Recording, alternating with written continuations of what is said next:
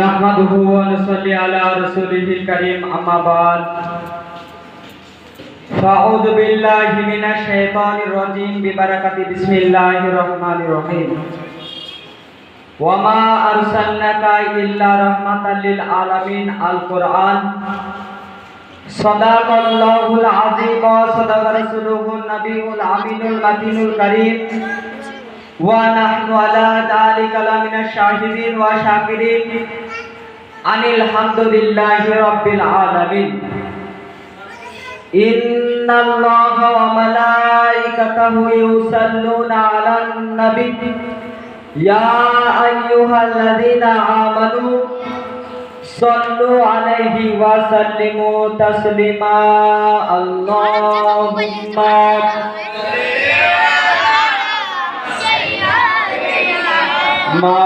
مولانا محمد وعلى آله مولانا محمد صلى على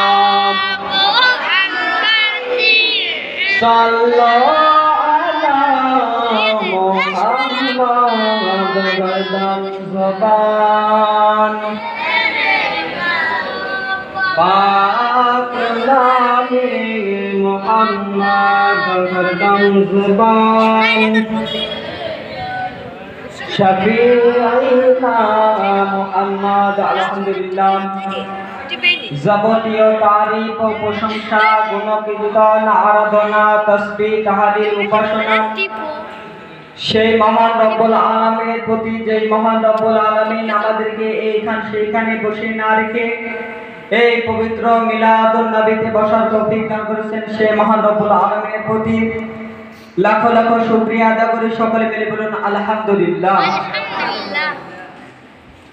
তারপরে পরে আমার নবী আপনার নবী তথা সারা কায়নাতের নবী যিনি বিশ্ব নেতা উদার চেতা ভবিষ্যৎ গায়েবের সংবাদদাতা যেই নবীকে সৃষ্টি না করিলে আমার আল্লাহ পাক আল্লাহ তাআলা আসমান সৃষ্টি করিতেন না, যেই নবীকে সৃষ্টি না করিলে আমার আল্লাহ পাক আল্লাহ তাআলা জমিন সৃষ্টি করিতেন না, যেই নবীকে সৃষ্টি না করিলে আমার আল্লাহ পাক আল্লাহ তাআলা জান্নাত সৃষ্টি করিতেন না, যেই নবীকে সৃষ্টি না করিলে আমার আল্লাহ পাক আল্লাহ তাআলা জমিন সৃষ্টি করিতেন না, যেই নবীকে সৃষ্টি না করিলে আমার আল্লাহ পাক আল্লাহ তাআলা জাহান্নাম সৃষ্টি করিতেন না, যেই নবীকে সৃষ্টি না করিলে আমার আল্লাহ পাক নিজেই বলে আমি যে রব আছি এই কথাটুকু প্রকাশ করতাম না, যারা বলুন সুবহানাল্লাহ। সেই নবীর প্রতি লাখো লাখো দরুদ ও সালাম অর্পিত হোক, বর্ষিত হোক, নাযিল হোক, সকলে মিলে বলুন আল্লাহুম্মা আমিন। আপনাদের সম্মুখে কোরআনুল কারীম হইতে এক টুকরা আয়াতে কারিমা পেশ করেছি। আমার আল্লাহ পাক আল্লাহ তাআলা জানিয়ে দিয়েছেন ওয়ামা আরসালনাকা ইল্লা রাহমাতাল লিল আলামিন, হে নবী আপনাকে পাঠাইতাম না, পাঠিয়েছি দুই জাহানের রহমত করে। আমার নবীকে আমার আল্লাহ পাক আল্লাহ তাআলা পাঠাইতেন না, পাঠিয়েছেন দুই জাহানের রহমত করে। আমার নবী কেমন রহমত ছিল? আমার নবী পৃথিবীর জমিনে এবং ইহ জগতে এবং পরজগতে আমার নবী কেমন রহমত ছিল? আমার নবী পাক সাল্লাল্লাহু তাআলা আলাইহি ওয়াসাল্লামকে মারার জন্য আবু জেহেল, উতবা, শাইবা, আবু লাহাব সব উঠে পড়ে লেগেছে আমার নবীকে মারবে। তো আপনাদের সম্মুখে কিছু একটা ঘটনা বলে ইনশাআল্লাহ আপনাদের সম্মুখ থেকে বিদায় নেব। মক্কা শহরে একটা জায়গা, ওই জায়গাটার নাম হচ্ছে দারুন নাদওয়া। ওই জায়গাটার নাম কি? দারুন নাদওয়া। ওই জায়গাতে আবু জেহেল, উতবা, শাইবা, আবু লাহাব আপনার কাফের মুশরিকরা ওই জায়গাতে রাত্রিবেলাতে মিটিং শুরু করেছে। আবু জেহেল বলছে যে আব্দুল্লাহর বেটা মোহাম্মদকে এত মানা করলাম, এত আপনার মানা করেছি, আমাদেরকে আব্দুল্লাহর বেটা মোহাম্মদ বলতেছে যে আমাদের মূর্তি পূজা বন্ধ করবে, আমাদের মূর্তি পূজা বন্ধ করবে, মূর্তি পূজা করতে হবে। ও আল্লাহর নাকি নবী, ওকে মারতে হবে। কি করতে হবে? মারতে হবে। তো তোমাদের এইখানে কতজন ব্যক্তি আছো? এইখানে যে ব্যক্তির মধ্যে একজন ব্যক্তি উঠে দাঁড়াও, যে পেহলবান এই দেশ বিদেশে পেহলবানি করতে দাও, উঠে দাঁড়াও তোমরা। এবার ওইখান থেকে একজন উঠে দাঁড়ালো। উঠে দাঁড়ানোর পরে ওই জায়গাতে আপনার যখন উঠে দাঁড়ায় তখন বলছে তোমাকে নাবিকে মেরে আসতে হবে, তোমাকে নাবিকে মেরে আসতে হবে, তাহলে তোমাকে অনেক টাকা দেব, অনেক সম্পদ দেব, অনেক মাল দৌলত দেব, তোমাকে নাবিকে মেরে আসতে হবে। ওই পেহেলবান লোকটা বলছে না, আমি আব্দুল্লাহ বেটা মোহাম্মদকে মারতে পারবো না। কারণ কি? বলতেছে কারণ কি তুমি মারতে পারবে না কেন? তো বলছে যে ওই মোহাম্মদ যে আল্লাহর নবী বলে দাবি করছে, ওই নবী যদি আকাশের দিকে আপনার শাহাদাত আঙ্গুলের ইশারা করে দেয়, আঙ্গুলের ইশারা করে দেয় তো চন্দ্র দ্বিখণ্ডিত হয়ে যায়, তাহলে আমার দিকে যদি মোহাম্মদ ইশারা করে দেয় আমার কলিজা দ্বিখণ্ডিত হবে না? আমি যেতে পারবো না। কি বললো? আমি যেতে পারবো না। আবু জেহেল এক এক করে সবাইকে আপনার জিজ্ঞাসা করতেছে, কেউ বলছে মোহাম্মদের বিরুদ্ধে কেউ দাঁড়াবে, কেউ দাঁড়াতে চায় না। তো বলছে আমার রাত্রিবেলাতে তো মিটিং ডাকা খারাপ হয়ে গেল, আমার রাত্রিবেলাতে মিটিং ডাকায় বেকার হলো, কি করবো? তো এক এক করে তো সবাই বাড়ি চলে যাবে, চলো আমরা সবাই মিলে নাবির ঘরে, নাবির বাড়িতে ঘেরাও করব, ঘেরাও করার পরে যাব, যাওয়ার পরে মারবো, মারার পরে চলে আসবো, আমাদেরকে আর কেউ সন্দেহ করতে পারবে না। ওইখানে যখন এই কথা বলে ওরা রওনা হয়ে গেলেন, আমার নবী পাক সাল্লাল্লাহু তাআলা আলাইহি ওয়াসাল্লাম বাড়ি ঘেরাও করবে বলে রওনা হয়েছেন। আমার আল্লাহ পাক আল্লাহ তাআলা ডাক দিয়ে বলে, ও জিবরাইল তুমি পৃথিবীর জমিনে চলে যাও, আমার নবীর কাছে চলে যাও, চলে যাও, আমার নবীকে বলে দাও যে আমি আল্লাহ পাক আল্লাহ তাআলা এই রাত্রি বেলাতে মক্কা ছেড়ে মদিনায় হিজরত করে চলে যেতে বলো। আমার নবী পাক সাল্লাল্লাহু তাআলা আলাইহি সাল্লাম কাছে জিবরাইল আমিন আসার পরে বলতেছে, ইয়া রাসূলুল্লাহ, ইয়া হাবিবাল্লাহ, নবী গো, আল্লাহ পাক আল্লাহ তাআলা আপনাকে অর্ডার দিয়েছে, আল্লাহ পাক আল্লাহ তাআলা বলে দিয়েছে যে আজকে রাত্রিতে আপনার বাড়িতে হাজার কাফের রয়েছে, আপনার বাড়িতে আজকে হাজার কাফের রয়েছে, আপনার বাড়িকে ঘেরাও করে নিয়েছে, আল্লাহ পাক আল্লাহ তাআলার হুকুম হয়েছে আপনি আজকে রাত্রিতে মক্কা ছেড়ে মদিনায় চলে যান। আমার নবী পাক সাল্লাল্লাহু তাআলা আলাইহি সাল্লামকে এই কথা বলার পরে হযরত জিবরাইল আমিন চলে গেলেন। কিছুক্ষণ পরে দেখছেন নবীকে গালাগালি করতেছে, গালাগালি দিতেছে। হযরত আলী মুর্তজা তিনি বাড়ি থেকে বেরিয়ে চলে আসলেন। আসার পরে বলতেছে, কে এত রাত্রিতে আমার নবীকে গালাগালি করতেছো? কে আমার নবীকে গালাগালি করতেছো? কাউকে আমি চিন্তা রাখবো না, আমার নাম শেরে খোদা। কে বলছে? আলী রাদিয়াল্লাহু তাআলা আনহু। এই কথা যখন বলে দেয়, আমার নবী পাক সাল্লাল্লাহু তাআলা আলাইহি ওয়াসাল্লাম বলছে, ও আলী, আলী তোমাকে রাত্রি বেলাতে ঝামেলা করতে হবে না, ঝগড়া করতে হবে না। আলী তুমি শুনে রেখে দাও, আমার আল্লাহ পাক আল্লাহ তাআলা এই রাত্রিতে মক্কা ছেড়ে মদিনায় চলে যেতে হবে। এই কথা জিবরিল মাধ্যমে আমাকে জানিয়েছেন, গায়বে আওয়াজ দিয়ে আমাকে জানিয়েছেন, বলতেছেন যে আমি আজকে মক্কা ছেড়ে মদিনায় চলে যাব এই রাত্রি বেলাতে। যখন এই কথা বললেন তখন আলী রাদিয়াল্লাহু তাআলা মনে মনে চিন্তা করতেছেন যে তাহলে রাসূল তো আমাকে মক্কা ছেড়ে মদিনায় হিজরত করলে, রাসূল আমাকে সবচেয়ে বেশি ভালোবাসা আমাকে দিয়ে যাবে। যখন এই কথা চিন্তা করতে করতে আলী রাদিয়াল্লাহু তাআলা আনহু যখন এই চিন্তা করছেন, আমার নবী নিজের পকেট থেকে একটা চিরকুট বার করলেন, বলতেছে, আলী তুমি শুনে রেখে দাও, জেনে রেখে দাও, এই চিরকুটে যার যার নাম লেখা আছে, কে কত টাকা পাবে, কে কত দিরহাম পাবে, এই দেখো চিরকুট নাও, এই দেখো টাকা নাও, তুমি এই কালকে সকালে এই চিরকুটে যার যার নাম লেখা আছে, কে কত টাকা পাবে, কে কত দিরহাম পাবে, কালকে ধার কর জমিতে দিয়া তুমি মদিনায় চলে এসো। আলী মুর্তজা মনে মনে চিন্তা করছিল, ওই চিন্তা আশা পূর্ণ হলো না। বলছে, আমার নবী তাহলে তো আমাকে নিয়ে যাবে না। আমার নবী বলতেছেন, ওই দেখো আমার বিছানায়, এই বিছানাতে তুমি সারা রাত কাটাইয়া দিয়া সকালবেলাতে ধার কর্জ মিটাইয়া দিয়া তুমি মদিনায় চলে আসো। এই বলে আমার নবী সাল্লাল্লাহু তাআলা আলাইহি সাল্লাম বারান্দায় আসলেন। বাড়িতে হাজার কাফের ঘেরাও করে রেখেছে, হাজার কাফের রয়েছে। বাড়িতে ৮-১০টা বেড়ি দেওয়া হয়েছে, যেরকম আমরা নামাজে কাতার বস্ত্রভাবে দাঁড়ায়, ওইভাবে ৮-১০টা কাতার বস্ত্র দাঁড়ি করে রেখেছে, যে আব্দুল্লাহর বেটা মোহাম্মদ জানে বাড়ি থেকে বের হওয়ার পরে একটা জায়গা থেকে আপনার যখন বের হয়ে চলে যায় আর একটা দল ধরে ফেলবে, আর একটা দল মেয়ের কাছ থেকে যদি মোহাম্মদ বেরিয়ে চলে যায় বেড়া পেয়ে যায় তাহলে আর একটা দল ধরে ফেলবে। এই করতে করতে আপনার ওইখানে 10 খানা আপনার কাতারবদ্ধ ভাবে গোটা বাড়িকে ঘেরাও করে নিয়েছে। আমার নবী পাক সাল্লাল্লাহু তাআলা আলাইহি ওয়াসাল্লাম বারান্দা থেকে আপনার যখন নেমে আসলেন, নেমে আসার পরে আঙ্গিনা থেকে এক মুষ্টি বালি মাটি উঠালেন।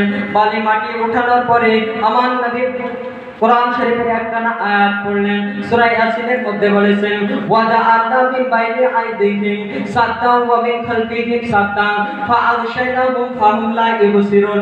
এই আয়াত পড়ে আপনার ওই বালি মুবারকায় ওই বালিখানে আপনার ফু দিয়ে দিলেন। ফু দেওয়ার পরে আমার নবী পাক সাল্লাল্লাহু তাআলা আলাইহি ওয়াসাল্লাম তখন আপনার মনে মনে চিন্তা করতেছেন, মনে মনে ভাবনা করতেছেন যে সামনে যারা কাফের বস্তুরা আছে ওই কাফেরদের চোখে পড়ে যাবে, আমি নবী ওদের পাশ দিয়ে বেরিয়ে চলে যাব, কাফেররা টেরও পাবে না। এই বলে আমার নবী পাক সাল্লাল্লাহু তাআলা আলাইহি ওয়াসাল্লাম বালিগুলো ছড়িয়ে দিয়েছেন। যখন হাতে বালিগুলো ছড়িয়ে দিয়েছেন আমার আল্লাহ পাক আল্লাহ তাআলা বলছে ইয়া রাসূলুল্লাহ ইয়া হাবিবাল্লাহ, নবী গো পৃথিবীতে আপনার দেখা দেখভালের দায়িত্ব আমি আল্লাহ তাআলা নিজে গ্রহণ করেছি। পানি চালাবার কাজ হলো আপনার সমস্ত চোখে, সমস্ত কাফেরের চোখে বালি কণাগুলো পৌঁছানোর কাজ আমার কুদরত গ্রহণ করেছে।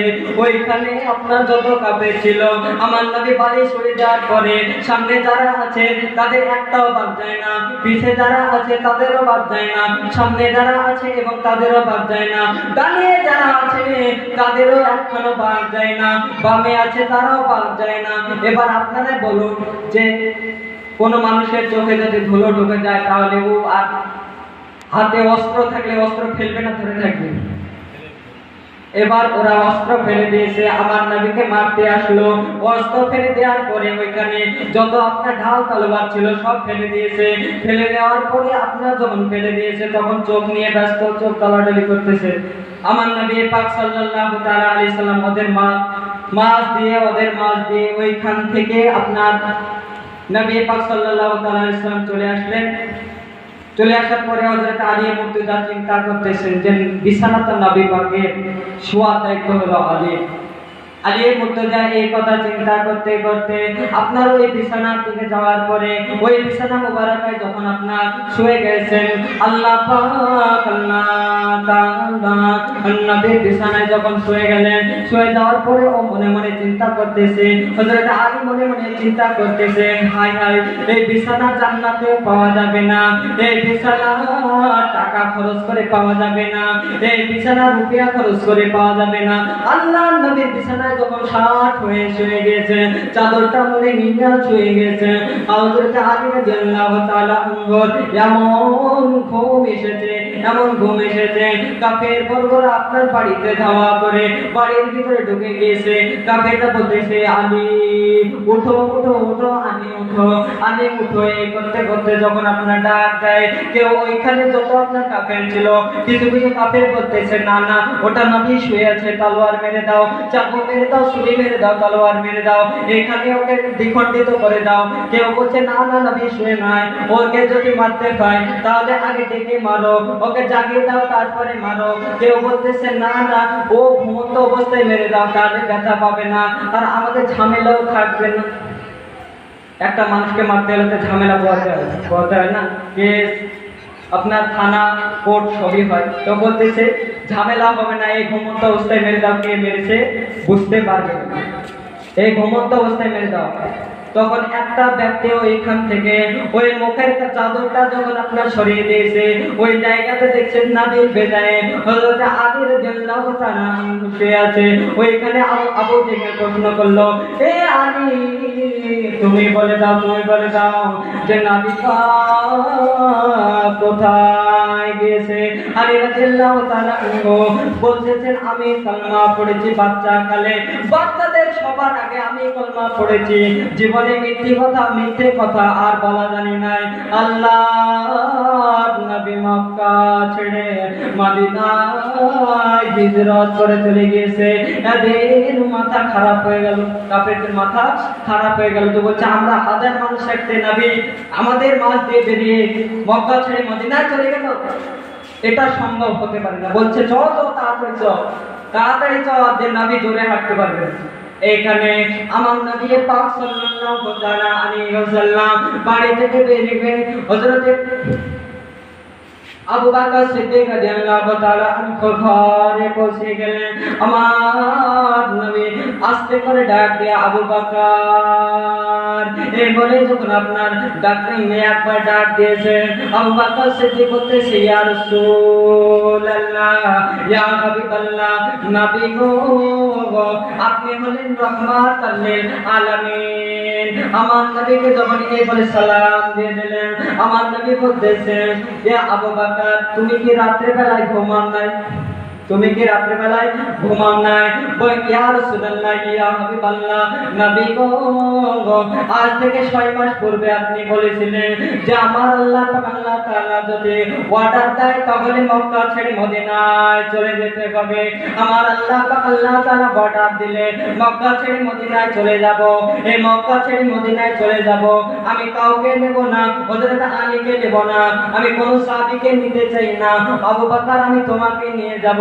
হুজুর গো এই কথা যখন আপনি বলে দিয়েছেন, সেই থেকে নিয়ে আমার নবীকে বলতেছেন যে ইয়া রাসূলুল্লাহ ইয়া হাবিবাল্লাহ, হুজুর গো আপনি তো টাইম টেবিল বলেন নাই, আপনি তো এইখানে আমাকে টাইম বলেন নাই যে আমি এই টাইমের মধ্যে আসব। তার জন্য আমি এখন সারাদিন গোটা দিন কাজ করি, আর রাত্রিবেলাতে ঈশার নামাজের পরে আমি আমার ব্যাটিং পত্র নিয়ে মাথায় রেখে দিয়ে এক দরজা বন্ধ করে দিয়ে আর এক দরজা খোলা রেখে আমি মুস্তাফার ইন্তজার করি, মুর্তজার ইন্তজার করি, আমার নবীর ইন্তজার করি। ইয়া রাসূলুল্লাহ ইয়া হাবিবাল্লাহ, নবী গো আমি আমার মনে এটাই ধারণা, আমার নবী কখন জানি চলে আসবে। আর আসার পরে আমি আবু বকর সিদ্দিক বিছানায় শুয়ে আছি, আমার নবী ডাক দিবেন আবু বকর তুমি উঠো, আবু বকর উঠো। আমি আবু বকর মনে এটাই চিন্তা করি যে হুজুর আমি আখরি নবীর কথা ডাকে সাড়া দিতে পারলাম না। হুজুর আমি এই কথা বলে আমার নবীর যে ডাকে সাড়া যদি না দিতে পারি তাহলে আমার জীবনে যত নেকি ছিল সব পুরো সারখার হয়ে যাবে। এই কারণে আমি এটা মনে চিন্তা করে যে এক দরজা বন্ধ আর আরেক দরজা খুলে রাখার পরে আমি মুস্তাফার ইন্তজার করি, মুর্তজার ইন্তজার করি, আমার নবী পাকের ইন্তজার করি। হযরতে আমার নবী মুহাম্মদ রাসূলুল্লাহ সাল্লাল্লাহু আলাইহি ওয়াসাল্লাম বলছে আবু বকর তো আমার বাড়িতে হাজার কাফের আছে, চলো এখান থেকে মদিনায় চলে যাই। তার পূর্বের একটা কথা, ওই পূর্বেতে বলতেছে আবু বকর তোমার বিবি বাচ্চাকে বলে এসো, তোমার বেটা আব্দুর রহমানকে বলে এসো। এই করতে আপনার যখন এই বলতে আরম্ভ করে দেয়, আমার নবীকে বলতেছে ইয়া রাসূলুল্লাহ ইয়া হাবিবাল্লাহ, নবী গো আপনাকে আমি সবচেয়ে বেশি ভালোবাসি, হুজুর গো আমার বিবিকেও বলবো না, আমার বেটা আব্দুর রহমানকে বলবো না, কাউরে বলবো না। হুজুর চলেন। হুজুর যখন এই কথা বলে দেয়, হযরত আবু বকর সিদ্দিক রাদিয়াল্লাহু তাআলা আনহুকে সাথে নিয়ে আমার নবী মক্কা ছেড়ে মদিনায় হিজরত করলেন। কিছু দূর রাস্তা দিয়ে যেতে আপনার যখন কিছু দূর রাস্তা দিয়ে যায় যেতে আপনার মনে একটা আকাঙ্ক্ষা, কিছু দূর যাওয়ার পরে একটা কিছু দূর দেখতেছেন একটা জায়গাতে 3-3.5 হাত মতো কাদা কাদা হয়ে আছে। হযরত আবু বকর সিদ্দিক রাদিয়াল্লাহু তাআলা আনহু কেমন আমার নবীর প্রেমিক ছিলেন দেখো। আমার ওই জায়গাতে আমার নবীকে বলতে মনে মনে চিন্তা করতেছেন, যদি ওই আমার নবী যদি ওই কাদা দিয়ে হেঁটে চলে যায়, আমার নবী পাক সাল্লাল্লাহু তাআলা আলাইহি ওয়াসাল্লামের পাও মোবারকে কাদা লেগে যাবে, আমার নবীর পাও মোবারকে কাদা লেগে যাবে। হযরত আবু বকর সিদ্দিক মনে মনে চিন্তা করতে করতে তিনি শুয়ে গেলেন, ওই কাদা জায়গাতে সাত হয়ে শুয়ে গেলেন। এবার বলতেছেন, ইয়া রাসূলুল্লাহ, ইয়া হাবিবাল্লাহ, নবী গো আপনি আমাকে কতটা ভালোবাসেন। ভালোবাসার পরীক্ষা। আমার নবীকে বলতেছেন, ইয়া রাসূলুল্লাহ, ইয়া হাবিবাল্লাহ, নবী আমাকে কতটা ভালোবাসেন। তো আমার নবী পাক সাল্লাল্লাহু তাআলা আলাইহি ওয়াসাল্লাম বলছে, আবু বকর তোমাকে আমি সবচেয়ে বেশি ভালোবাসি। তো বলতেছে মুখে বললে হবে না, পরীক্ষা নেব। তো আমার নবী পাক সাল্লাল্লাহু তাআলা আলাইহি ওয়াসাল্লাম মনে মনে চিন্তা করতেছেন, হ্যাঁ আবু বকর তুমি কি পরীক্ষা নিবে নাও, তুমি কি পরীক্ষা নিতে চাও, তুমি পরীক্ষাটা নিয়ে নাও। আমার আবু বকর সিদ্দিক রাদিয়াল্লাহু তাআলা আনহু আমার নবীকে বলতেছেন, হুজুর আমি পরীক্ষাটা এটাই নেব যে আমার নবী কাদা দিয়ে যায় না, আমার উপর দিয়ে যায়। আর যদি কাদা দিয়ে যায় তো ভাববো আমার নবী আমাকে ভালোবাসে না। আর যদি আমার উপর দিয়ে চলে যায়, আমার দেহ মুবারকের উপর দিয়ে যদি আমার নবী চলে যায়, তো আমি ধরে নেব সব চাইতে নবী আমাকে বেশি ভালোবাসেন। কি বললো যে আমার নবী বলতে, ও মনে মনে চিন্তা করছে আমার নবী যদি কাদা দিয়ে হেঁটে চলে যায়, তাহলে আমি মনে মনে আমি একটা ধারণা করবো যে আমার নবী আমাকে ভালোবাসে না। আর আমার উপর দিয়ে যদি আমার নবী চলে যায়, তো আমি ধরে নেব আমার নবী আমাকে সব চাইতে, পৃথিবীর সব চাইতে আমাকে বেশি ভালোবাসে। তো আমার নবী মনে মনে চিন্তা করতেছেন, হায় হায় এটা কি হলো। কারণ আবু বকর সিদ্দিক রাদিয়াল্লাহু তাআলা আনহু নবীর শ্বশুর ছিলেন। তো ওই আবু বকর সিদ্দিক বলতেছেন, ইয়া রাসূলুল্লাহ, ইয়া হাবিবাল্লাহ, নবী গো আমি তো আপনাকে আমার বুকের উপরে, আমি তো আপনাকে জামাই হিসাবে নিচ্ছি না, আমি তো আপনাকে জামাই হিসাবে নিচ্ছি না। ইয়া রাসূলুল্লাহ, ইয়া হাবিবাল্লাহ, নবী গো আপনাকে তো আমি আমার নবী হিসাবে নিচ্ছি। আমার নবী ভালোবাসা বাঁচাইতে গিয়া মোহাম্মত বাঁচাইতে গিয়া, আমার নবী প্রেম বাঁচাইতে গিয়া হযরত আবু বকর রাদিয়াল্লাহু তাআলা আনহুর পা মোবারকে একখানা পাও দিলেন, তারপরে কমর মোবারকে একখানা পাও দিলেন, বুকের উপরে একখানা পাও দিয়ে ওই কাদা জায়গাটা পার হয়ে গেলেন। আবু বকর সিদ্দিক রাদিয়াল্লাহু তাআলা আনহু ওখানে দাঁড়িয়ে গেলেন, বলতেছেন, ইয়া রাসূলুল্লাহ, ইয়া হাবিবাল্লাহ, নবী গো আপনি আমাকে পৃথিবীতে সবচেয়ে বেশি ভালোবাসেন। হুজুর আমি বুঝে গেলাম, হুজুর চলেন এবার আপনার কিছু দূর রাস্তা দিয়ে হেঁটে চলে যায়। হেঁটে যেতে যেতে হযরত আবু বকর রাদিয়াল্লাহু তাআলা আনহু আর স্থির যেতে পারে নাই। হযরত আবু বকর রাদিয়াল্লাহু তাআলা আনহু স্থির যেতে পারে নাই। একবার আগে যায় তো একবার পিছে, তো একবার ডানে তো একবার বামে, এই করতে করতে আপনার কিছু দূর হেঁটে চলে যায়। আমার নবী পাক সাল্লাল্লাহু তাআলা আলাইহি ওয়াসাল্লাম বলতেছেন, আবু বকর তোমার কি মেজাজ ঠিক আছে? তো বলতেছি, ইয়া রাসূলুল্লাহ, ইয়া হাবিবাল্লাহ, নবী গো আমার মেজাজ ঠিক আছে। আমি ইয়া রাসূলুল্লাহ, ইয়া হাবিবাল্লাহ, আমার মেজাজ ঠিক আছে। তো বলতেছে, তুমি আগে আর পিছে আর ডানে আর বামে করছো কেন? তো আমার নবী পাক সাল্লাল্লাহু তাআলা আলাইহি ওয়াসাল্লামে সাল্লামকে বলতেছেন, ইয়া রাসূলুল্লাহ, ইয়া হাবিবাল্লাহ, ওইখানে রাস্তার মাঝে আমরা যে যাচ্ছি, আমরা যে মক্কা ছেড়ে মদিনায় হিজরত করে চলে যাচ্ছি, আমরা যে মক্কা ছেড়ে মদিনায় চলে যাচ্ছি, তাহলে ওইখানে আবু জেহেল বড় চালাক চালুটা, কেউ যদি রাস্তার মাঝে ওইখানে 10টা 20টা করে মানুষ রেখে দেয়, একটা 10টা 20টা পাঁচটা করে জায়গায় জায়গায় মানুষ বসিয়ে দেয়, তাহলে ইয়া রাসূলুল্লাহ ইয়া হাবিবাল্লাহ ওই মানুষের মধ্যে দিয়ে কেউ যদি তীর চালিয়ে দেয়, কেউ যদি আগে থেকে চালিয়ে দেয়, হুজুর আমি এই জন্য আগে করি যে আমাকে আপনাকে ওই তীরটা না লেগে আমাকে জানে ওই তীরটা লেগে যায়, হুজুর গো এই জন্য পিছে করি যে কেউ আগে থেকে না মেরে পিছের থেকে মেরে দেয়।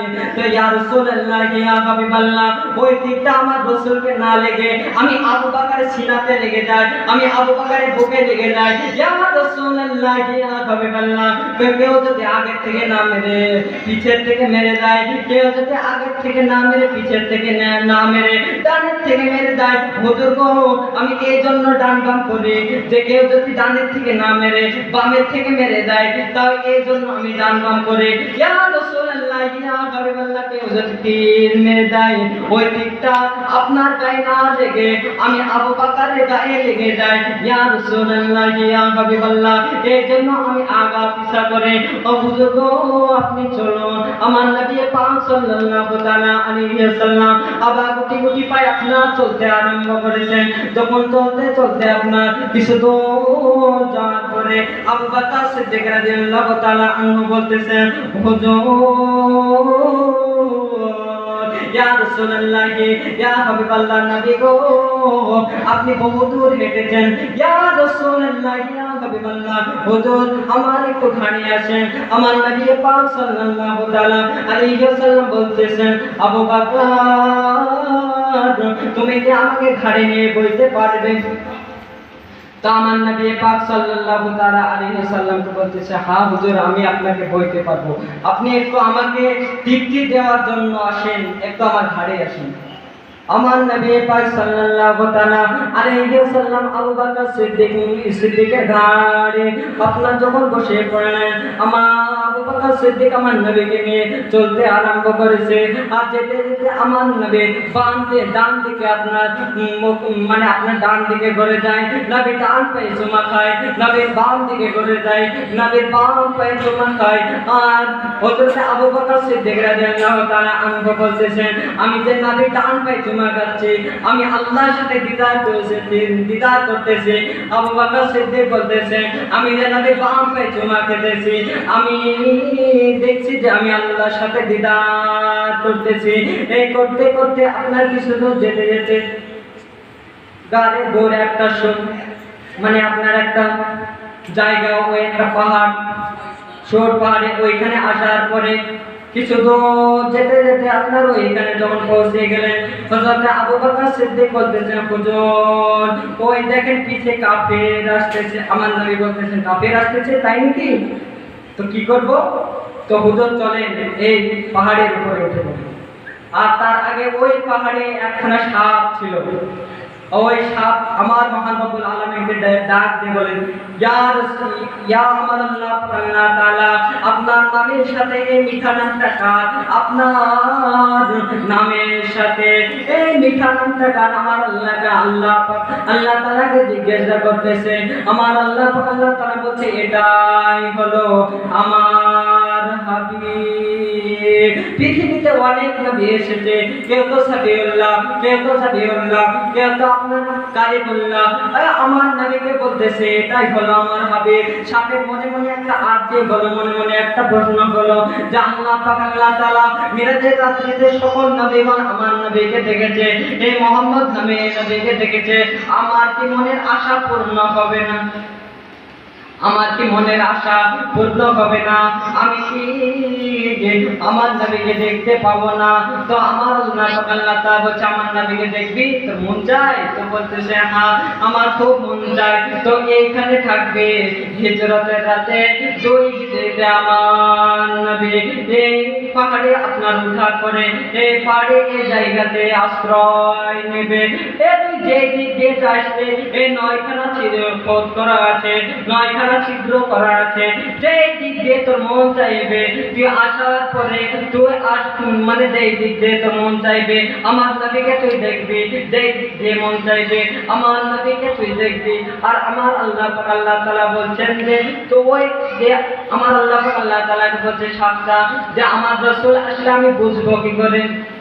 তো আমার নবী আমার আল্লাহ তাআলা বলছে আমার নবী পাক সাল্লাল্লাহু আলাইহি ওয়াসাল্লামের ঘামের খুশবু পাইবে।